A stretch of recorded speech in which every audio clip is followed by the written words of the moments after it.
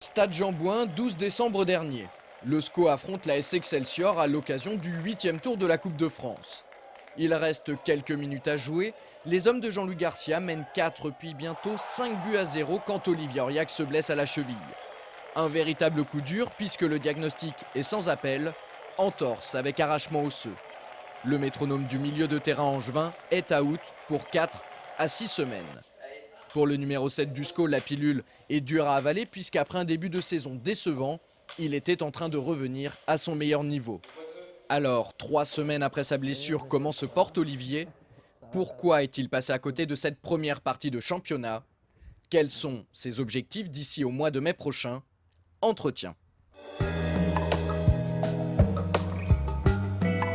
J'ai encore une petite douleur, mais légère, comparée à ce que c'était il y a une semaine. Là, j'ai attaqué un petit peu le vélo pour dérouiller la cheville. Et puis, ces derniers jours, ça va, mais bon, c'est pas encore ça. Donc, il va falloir être patient, je pense, pour que cette blessure aille beaucoup mieux, quoi. J'ai eu un passage compliqué au début de saison pour plusieurs choses. J'ai pas été très bon, donc ça a fait que je suis entré dans une spirale un peu négative. Et puis c'est vrai que physiquement, je me sentais pas bien du tout. Donc tout ça faisait que techniquement, j'étais moins bon. Mais bon, après, il y a eu plein de choses aussi. Le fait que l'équipe change beaucoup, qu'il y ait beaucoup de jeunes joueurs, qu'il y ait une nouvelle mentalité qui s'installe. Donc tout ça, ça a été un peu des changements qui ont fait qu'à un moment donné, ça demande du temps de trouver des repères par rapport aux partenaires.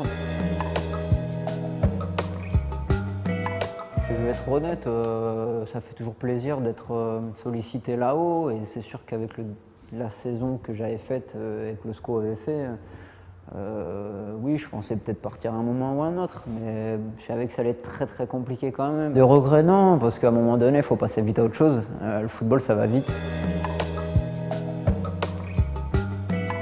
Essayer de retrouver mon niveau de jeu déjà, ça c'est important.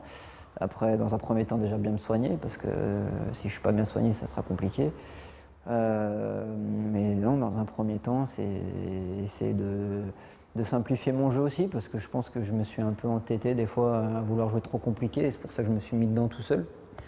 Et sur le dernier mois, c'est ce que je me suis cantonné à faire. J'ai joué simple, je ne me suis pas pris la tête, et tout de suite, c'est revenu naturellement. Donc, j'ai les clés pour revenir à mon meilleur niveau. Maintenant, c'est à moi de bien les utiliser, quoi. Ouais, bah, on est en train de se chercher, hein. De toute façon, il n'y a pas la télé, donc il faut en profiter un petit peu, personne ne nous voit. Voilà, mais non, je me suis fait chambrer par les mecs qui ont le moins de cheveux dans l'équipe ou voire dans le staff. Donc voilà. Et puis il y en a, ça fait 20 ans qu'ils ont la même coupe de cheveux, ils osent me chambrer, donc c'est un peu limite. Mais bon, on le prend en rigolant, c'est sympa, quoi. Si je me trompe pas, je crois que quand tu parles des membres du staff, tu fais référence à Jean-Louis Lima. Tu as peut-être un message à lui adresser. Bah, tu sais, Jean-Louis, j'ai une petite perruque pour toi dans mon casier, donc si tu la veux, tu sais où la trouver. Si tout se passe bien, Olivier devrait retrouver les terrains fin janvier, début février. On lui souhaite un très bon rétablissement.